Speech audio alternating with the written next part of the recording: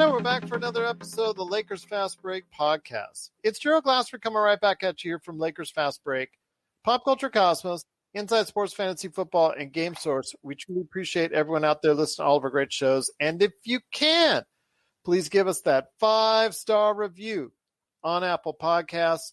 Plus, if you can like, share, subscribe, follow, or do anything that you can to go ahead and support us here at the Lakers Fast Break. Tell a friend if they're into basketball, and especially the Los Angeles Lakers. Please tell them to check out all of our great episodes right here at the Lakers Fast Break, wherever you get your podcasts. A great fan of the Lakers has stopped by once again, but also one of the preeminent draft experts that's out there, along with our good friends that are Michael Weiserberg and, of course, Rafael Barlow. I always got to get this guy in every now and then when he can stop by. It is one of the guys behind Lines.com. Check out his continual NBA mock drafts today at Lines.com. It was formerly DraftSite.com, but it's now Lines.com. It is Stone Hansen. And Stone, thanks for coming back on. I've been waiting for a while to get you back on. Yeah, I'm excited to be back on. Thanks for having me. I know we had a little bit of a gap in between since I've been last on, but I'm excited to finally be back. Well, you've been doing some great research, detailed research on this upcoming draft. I know you've been extremely busy with that. And the day that we're talking on Wednesday, there was a little bit of a clearer picture, so to speak, that was made earlier today with the G League Ignite, with several individuals that are vying for this year's draft, played against the Warriors G League team. And I want to hear your thoughts on the Santa Cruz Warriors versus the G League Ignite. The best prospect I saw was Jarrett Jack. Oh, so he's not eligible for this year's draft, but he was 9 out of 10, so that's nothing to snooze at. But outside of, obviously, Jarrett Jack still trying to find a job in the NBA, and, of course, Jeremy Lin as well. He scored 18 for Santa Cruz. There were some things as far as what scouts need to look at, some questions starting to get answered. What were some of them answered that were for you? Because there were some that were answered for me. Yeah, there were some. I think there are, for me personally, actually, there were probably more questions raised than answered. But some of the answers that came through for me today, well, the first was that Jonathan Kuminga he solidified himself as a top 5 pick. Where I think most people had him going into this. I think he really showed today just the entire package and skill set he has going into this draft. A versatile forward, something that I think not a lot of people had really thought he was, but he showed today was that he's actually a pretty affluent passer, where I think that was a big weakness that a lot of people saw in him. I think he answered some of those, or calmed some of those concerns today, where he threaded some absolute needles and really impressed some people. He's pretty fluid athletically. He is a little stiff here and there, defense and on offense, where he can get a little bit stagnant, not quite as nimble as you may like. But those are things that you could tweak once he moves on and develops. And I think a guy that kind of raised a lot of concerns today was Jalen Green, someone that was also supposed to be a top 5 pick headed into the draft, where I think there's a little bit of concern now. I think I'm not dropping out of my top 5 just yet. It's only been one game, but I think there's reason to believe that he may not be as solidified in that group where people may have thought he was. He's really athletic, has all the tools you could wish for, a 6'6" guard, 190 pounds, nice long wingspan, but they can score really from anywhere on the court, as we saw in high school. But today he really struggled for all of that to come together. He's not a great ball handler, something that I think we need to watch moving forward. And it was sort of concerning today, where the Warriors, Nico Mannion of all people, was kind of clamping him down. And that's someone Jalen Green should have a big advantage on, with his size and frame. So I think that there's some reason for concern moving forward with Jalen Green, but I'm not totally putting my eggs in the basket based off of one game. Nico Mannion. It's so funny because Nico Mannion, hey, what about me type scenario, because he was someone that was very much a little over a year ago, very much thought of as in very high respects by individuals such as yourself, and his career since then, going to 1 year in Arizona and then being drafted by the Warriors, I believe in the second round. He fell to the second round and then unfortunately has not clicked with the main team. It's not quite gone what he expected. So it was kind of funny to see him in today's game. Hey, what about me? What about me? Trying to go ahead and take an abundance of shots and things of that nature. While Jeremy Lin's game was more controlled, more receptive of what's going on, seemed a little bit more veteran in that sense. Nico Mannion was, I don't care about those young kids. I don't care about those rookies. I am still, the guy that people should be looking at there. It was kind of funny to see how that transpired. But again, going into this, pretty much within all draft experts such as yourself and everyone else, that Green, you could pretty much throw a blanket over them coming into the game as far as where you thought they would be in the Green over Kuminga. Some people thought Kuminga over Green. After today, and like you said, based off a lot of the passing ability, which we didn't know was there, Kuminga is someone that is now moved a little bit higher on my list as well. Yeah, I think at least on Twitter, I was seeing a lot of people are considering moving him into that top 3 area, along with Mobley, Evan Mobley, and Jalen Suggs. And I think that's something that we didn't really expect, but Kuminga kind of thrust himself into that position. He's got the perfect frame to be really, and he is a good defender already, but to really excel as a defender at the next level and be a two-way player, truly, that can be a difference maker on both ends. With his passing, hopefully the shooting improves a bit to where he's a knockdown shooter, someone that can get his own shot. I think we saw the energy today he brings to a team, really strong rebounder. So I think that he'll be in that top 3 mix. I'm not quite sure how that's going to pan out right now, but yeah, he was really impressive today. The other guy that I thought was really impressive was Dacian Nix. Yes. Yeah, I really liked him coming into today, and I like him even more now. He's a really, really big guard. he's got a really stocky frame, one of the stockiest frames I've ever seen for a guard. 6'5", 230 pounds, and just pure beef, just pure all stout. He can bully guys down on the block that are a little bit smaller than him. But it kind of works as a double-edged sword where he's not quite as bursty as you may like for a primary initiator type. So hopefully he can cut a little bit of weight to where he can still bully people, but gain a little bit more speed. He's a guy that really excels finding guys off of movement. As we saw today, he had a couple really nice plays where he just whips the ball around to the open wing and just sucks in the defense to be all around him. So he's someone that I think could be in the mix for top 10 moving forward. Definitely in the lotto conversation after today. I agree with you on that. I was just going to mention his name as a individual that people need to keep an eye on because he played very, very well today. From the other guys, the only thing is the outside shooting. Obviously, with Jalen Green and also Jonathan Kuminga, one of the things that in their chink of their armor right now, I guess is you could say, or one of the things that they need to work on is the outside shooting. Jonathan Kuminga 1 for 7. I think Jalen Green was 1 for 3 from 3-point area, and that's something obviously they need to work on.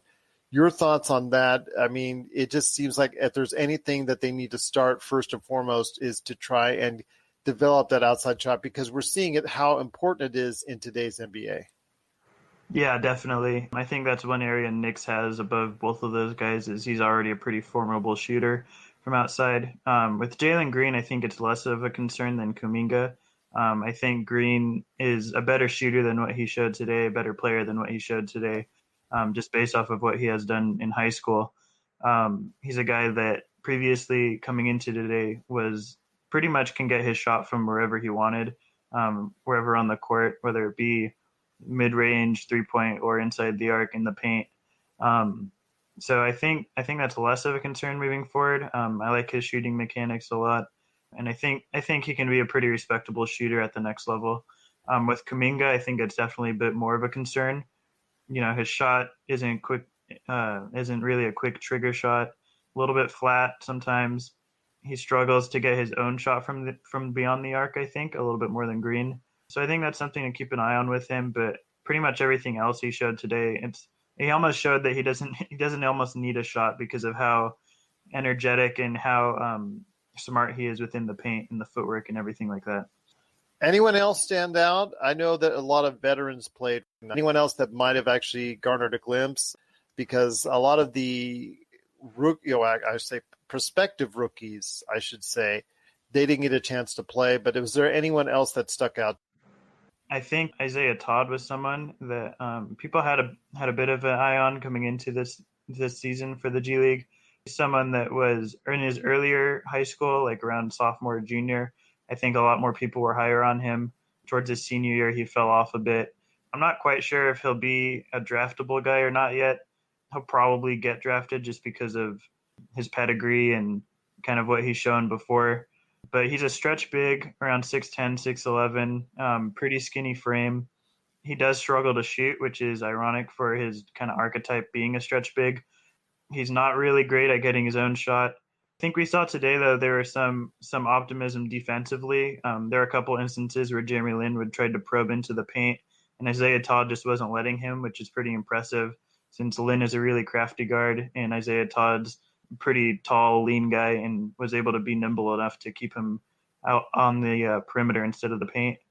I think, there's hope that if he can develop as a pretty formidable shooter, that he can be this two-way sort of unicorn type that everybody's looking for. But, it's just he's more of kind of a low-end, low-reward, high-risk guy that I think teams will look out near the end of the second round. This is Raphael from NBADraftJunkies.com, and you are listening to the Lakers Fast Break. Check out what's been going on with the Pop Culture Cosmos Show and the PCC Multiverse. The better that these Marvel films do, the higher the standards are going to be for not just other films in general, but other Marvel films also. I think it's really hard to end a show with this many fans in a satisfying way. That's the Pop Culture Cosmos Show. And the PCC Multiverse. Playing worldwide on radio 7 days a week and wherever you get your podcasts. Once again, I'm with Stone Hansen. You got to go ahead and check him out at lines.com. Look under, got his latest mock drafts and his latest rankings for all the players there for round one and also round two. I want to ask you this. Is there anyone sneaking up right now on your draft boards, either for the G League Ignite or, which in most cases right now, that's out there in the NCAA? Yeah, I think we already touched on Nix a bit. He's someone that I like a lot. Hopefully he'll be able to stay within that top 10 range. Couple other people that I've been high on as of recently is Rokas Jokubaitis. I'm not sure if I'm entirely pronouncing that properly, but he was someone I liked a lot last year as well. He returned back to Europe last year. He's a really crafty guard, very shifty, someone that I think can be a pretty high-level backup for a lot of years in the NBA. Someone that with a little bit higher pedigree. Because you had Rokas right now, actually early second round is what you have him. Yeah, the lines.com is not entirely updated yet because everything's still moving onto that. We're having a complete facelift kind of. It's under new ownership. So that's not entirely accurate. The other guy that I have been sort of high on recently is Jared Butler. He's someone that he should go lottery still, or at least near the lottery. He's a real crafty guard out of Baylor, and someone that's a really strong defender at the guard position, which is enticing considering the other point guards in this draft, other than Suggs, are not really difference makers defensively. He's also a really formidable shooter and someone that I have pretty high optimism as far as his passing. The last guy would be Kai Jones out of Texas. He's someone that I think a lot of people have a pretty wide, varying amount of opinions on him. Some people, like me, have him top 10. Other people have him in the 20s. He's someone that has a lot of flashes, but it hasn't quite. It's going to be a project with him. It hasn't quite developed. I'm not sure if you remember, but Claxton out of a couple years ago, he's in Brooklyn now. He's someone that gets comparisons in terms of he's a big, but he doesn't play like a big. He plays more like a wing in Kai Jones's case, where he can handle the ball a bit, plays out on the perimeter more, both defensively and offensively, but has the frame of a big, where he's like 6'11", real tall and lanky. And there's a lot to like, I think, with him. He has pull-up threes in his arsenal, can do turnaround jumpers, all that sort of thing. It's just kind of getting all of it to come together for him.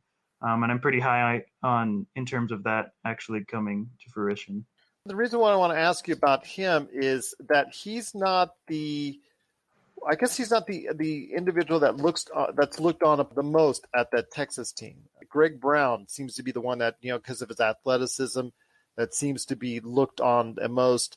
I mean, is still a draft pick, and even though he has, what I'm seeing, big holes in his game right now, I agree with you that of the two that are performing now, of the perspective from the Texas Longhorns team, I agree with you. I think Kai is actually doing a little bit better at this point in time than Greg Brown.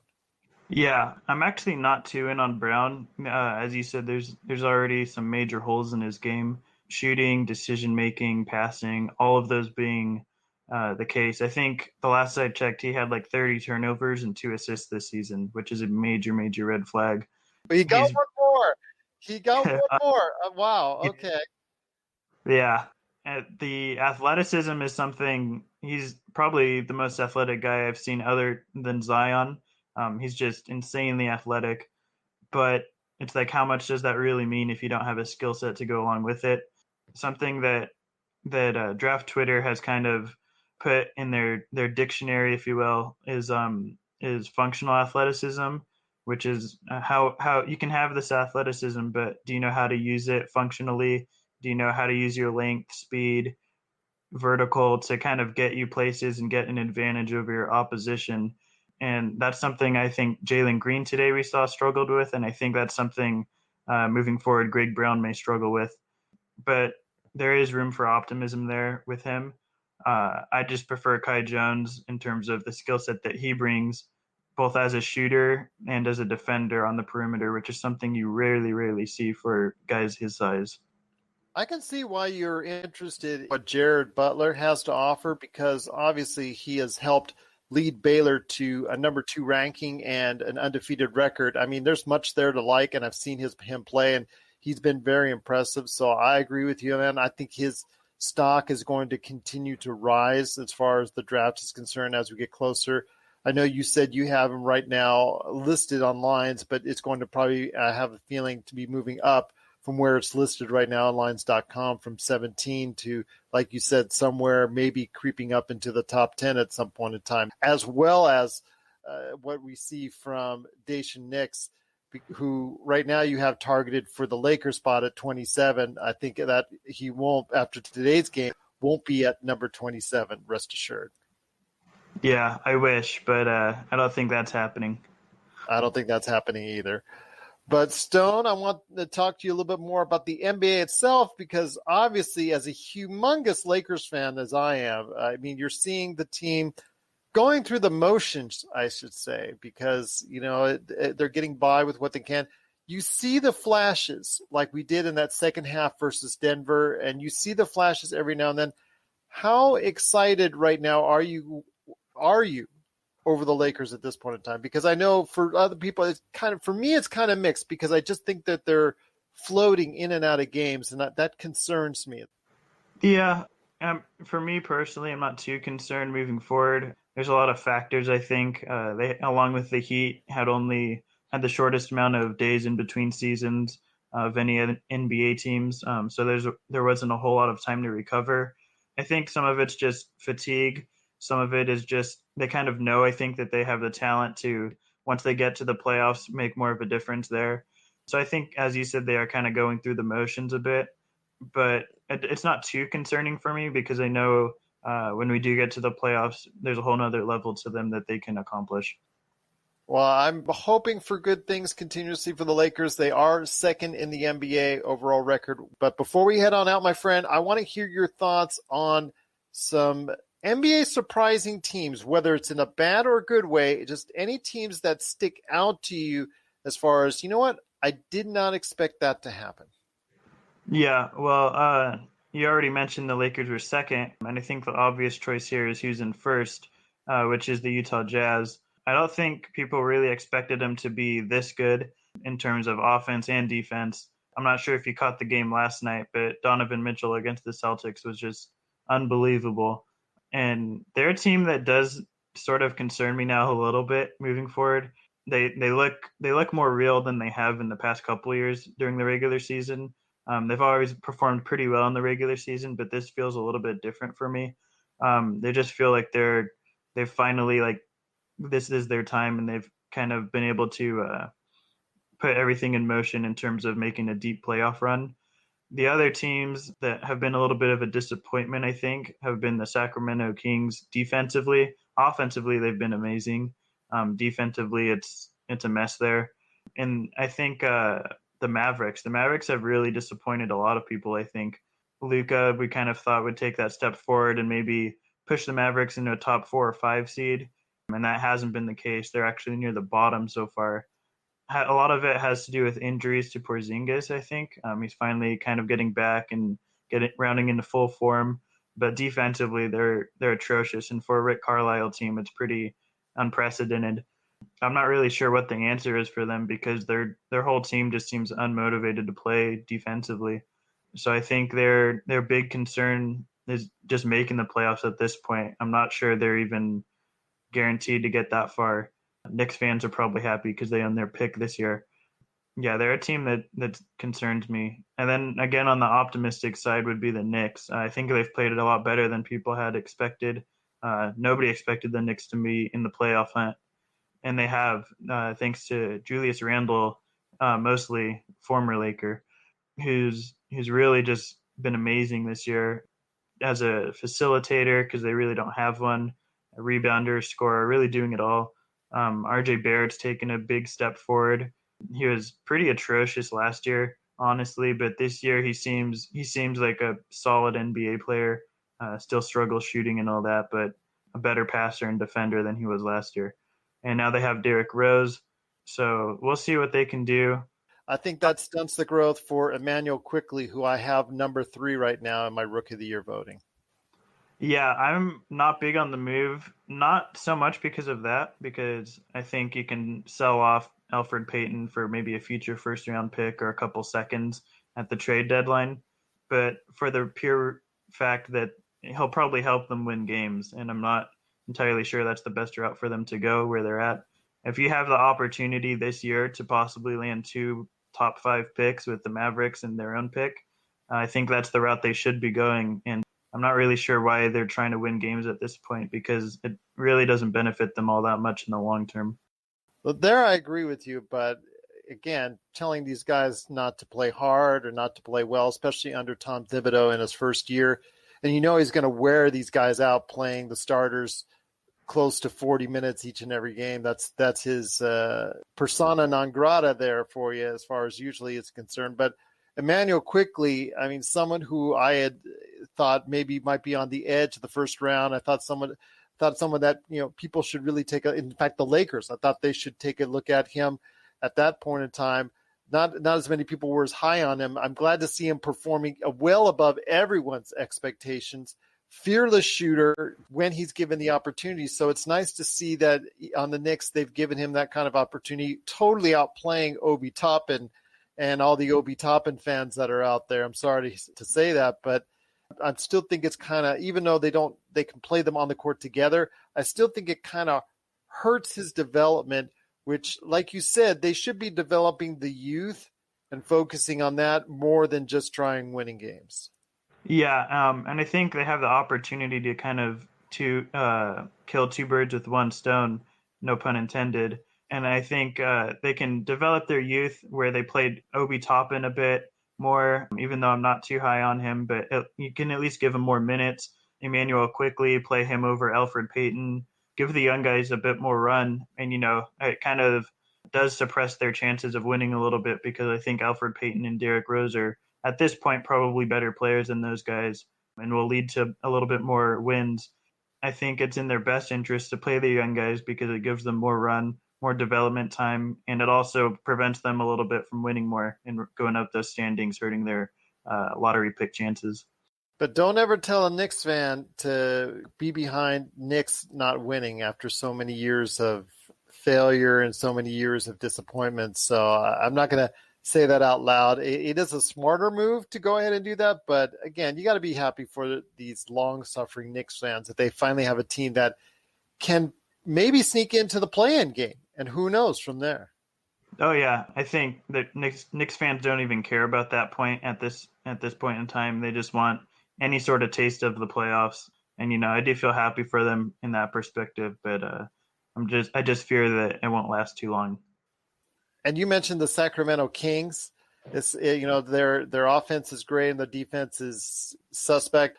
Not quite to the level of the porous Brooklyn Nets defense, which is going to be probably historic by the end of the year. But I will say that they're doing a lot better than what I had predicted. I thought Luke Walton would have been already out the door by now, and they're in the mix in that right around 500 area where 8 teams are right now. In fact, you literally can lose 2 games and you can fall from 4th place to 13th or 14th place real quickly in the Western Conference. I mean, there are several teams right around each other, and my surprise team right now is the San Antonio Spurs, as far as in a good way, because they're playing well above my expectations.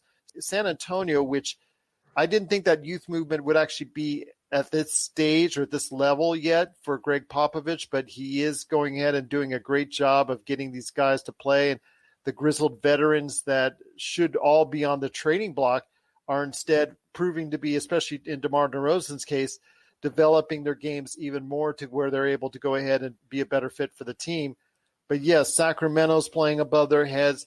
But the team that's kind of disappointed to me in the middle of that mix, in the middle of that 500 area block right there, is the Denver Nuggets. And Jokic having a MVP-like season, and to him having such a great season to be there, I can understand it kind of with Stephen Curry having such a great season because he just does not have the talent around him.